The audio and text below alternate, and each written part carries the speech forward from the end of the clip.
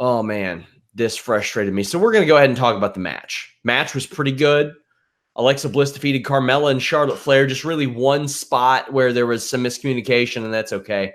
Alexa hit a code red while Carmella applied the code of silence. Lots of stuff going on there. Alexa has just a hell of a punch that takes Carmella out. We go into a series of kicks. Then Fire and Desire comes out. And Carmella lets it distract her a little bit because all WWE baby faces are really stupid for some reason, and I don't quite understand why. But, I did dig the triple threat match on SmackDown. I like that. It felt different. The stakes don't hurt either. That makes the match seem more important, and I thought everybody did pretty good in this match. There was a spot where Charlotte chased Alexa, which was kind of funny to watch her chase her around the ring, but then Alexa just sat there and waited to get chopped.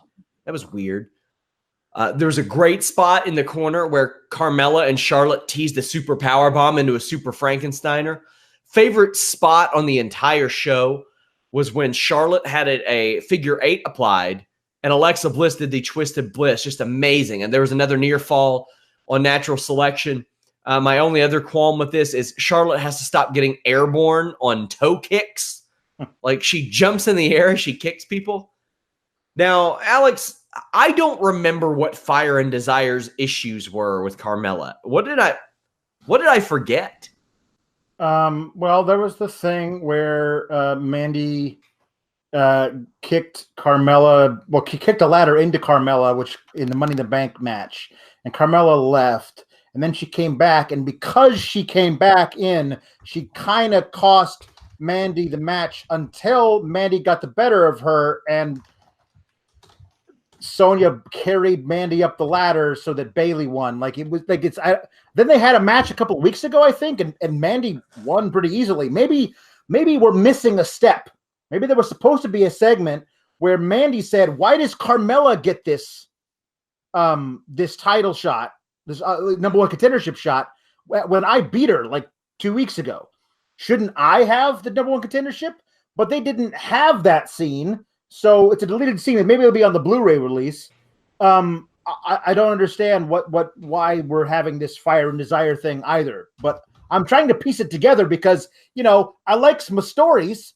I want them to be there. So usually, sometimes I try and fill in all the gaps that they present us with.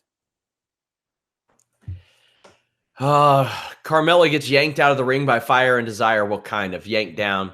Alexa Bliss wins. So a Raw superstar challenging for the SmackDown title. All right. So a little bit of a spoiler here. We had the Revival, Drew McIntyre, Sami Zayn, Alexa Bliss. That's 5 people. I get it. The Revival are one act. But in the 24/7 segment, there were like a dozen Raw superstars there. Like, this makes me wonder, should we just stop talking about the wild card rule? Should we stop talking about the brand split? Because I don't know what the hell's going on here. They don't know what the hell's going on here. The wrestlers don't have any damn clue what's going on here. I had one person backstage try to I don't know, say that I hated everything about WWE when I shit on it the first week. No, it is goddamn insulting to the intelligence of the viewer. And Vince McMahon might not care, but I care. Seems like Alex cares. People who watch our show, our demographic, by and large, cares. Yep. Now, am I going to act like our demographic are a bunch of Harvard grads? Probably not. Not saying, I mean, we've got some really great minds that follow our show. Mm-hmm. But I mean, we're not talking about high art here for WWE. You don't have to, it doesn't require a lot to follow WWE, or it shouldn't, but it does now because you don't know what the hell's going to go on. Yep. Now, there are these people that insinuate that Vince McMahon is booking this for Harvard grads and that you got to be on his mental wavelength to be able to capture the genius of what he's doing. Oh, Fox wants this and USA wants this. You know what USA and Fox want? They want fucking numbers. They want good fucking numbers. And a way to do that is to build a good show. To build a good show, you make sense of things. Hey, It's not the hard and fast rule. Big Bang Theory was the hottest show on TV. That shit was ridiculous. Mm-hmm. Some terrible entertainment on that show, and tons of network comedy shows fall into that mold. But this shit does not make any sense.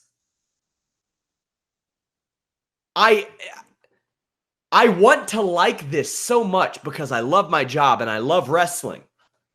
And man, one of the things I love most about wrestling is talking about it with the people that are in our chat, the people that are on Twitter, the people on Select, all that stuff. Man, I live for that. I really pride myself on engagement. This shit doesn't make any sense. And to the point to where when I see somebody defending it, like, oh, why should you care? It's very frustrating to me. It's really frustrating to me. Almost as frustrating as them doing the shit. Alex, you can rant. Yeah, well, okay. Here's the deal. The problem is that I had somebody say it's so lazy to the point of just being awful. And the problem is that it's not even lazy. Lazy would be Alexa Bliss is on Raw, so she's going to have to challenge for the Raw Championship. That's lazy because you're not creating a story to figure out how to get her someplace else. This is just insulting. Like, it's just like, it's not even lazy. It's just, it's operating with zero consequences to your actions. It's the idea that you could just say, why? Because I said so. I mean, that's just obstinate. That's not necessarily lazy. It's just, I decided that this is what's going to happen. Why? Because I said so. So it's going to happen. Like, that doesn't make it, that makes less sense. I mean, Alexa Bliss could Alexa Bliss versus Becky Lynch. That's a program we did in 2016 for the SmackDown title that was actually pretty good. Like, that was a good program they did. Bliss and Alexa, Bliss has gotten better. Becky's stratospherically over, and Bliss has been a multi-time champion. You could do that program on Raw, but apparently they can't get away from Confederacy Barbie, so Bliss has to come over and work a program on SmackDown. But on SmackDown, you have former champion Carmella, you have former 9-time champion in Charlotte, and you have should have been former champion, hopefully multi-time future champion Ember Moon, not to mention Fire and Desire. You have all of these women. Why'd they split up Riot Squad? Why'd they split up Riot Squad? They didn't know Ruby was going to get hurt. They didn't know. Why'd they call up Buddy Murphy? He's been on TV once and wasn't even on TV when he was on TV. Yeah. I mean, Liv Morgan tweeted out missing posters for herself tonight. Liv Morgan did this. Liv Morgan would like to know why Alexa Bliss has a title opportunity on SmackDown and she doesn't, because she was actually brought over here on SmackDown. There are half a dozen, more than that, 8 women on SmackDown who deserve a title shot more than Alexa Bliss because Alexa Bliss isn't on SmackDown.